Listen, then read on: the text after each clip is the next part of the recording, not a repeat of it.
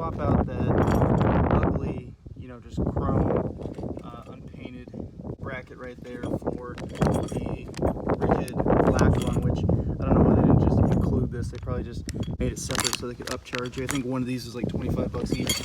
So I got two of them, $50 later, and I'm going to swap it out so it's a little more uniform with the black color. Alright, so you're going to start by just removing the hardware, attaching it to your mounting bracket, and then we're going to use an Allen wrench and detach this from the light itself. Alright, so now that you have your powder coated one out, you can put your powder coated one in. You can see this one's a little bit banged up. Now you can see some chips and things like that in the powder coat, which is kind of upsetting since it was, as expensive as it was as a replacement piece. So once you remove your old one, just leave those nuts in there because they're kind of a pain to get out. Just slip it in and then put the bolt in on each side and tighten it down. Tighten it flat or whatever angle you want it at. Alright, pretty straightforward. Put the bolt in, thumb tighten it down until you get it snug, and then come in with the Allen key and finish it off on both sides. Okay, so once you have your brackets tightened, I left them a little bit loose so I can adjust the angle of this later before I tighten everything down.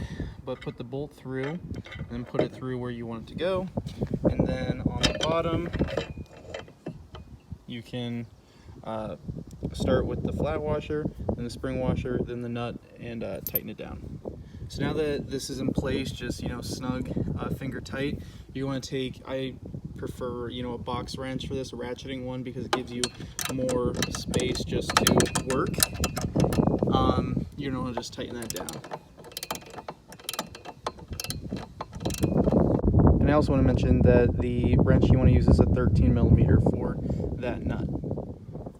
Alright, and just like that, you're all done. What I'd recommend is, well, after you finish tightening down, everything, I just made everything square to my car, but I'm going to keep, my wrench and my Allen key on me for when, I do hit the trails, so that way I can tune in exactly what direction I want to point these, whether they're in more, out more, up, down, in case there's a hood glare, anything like that.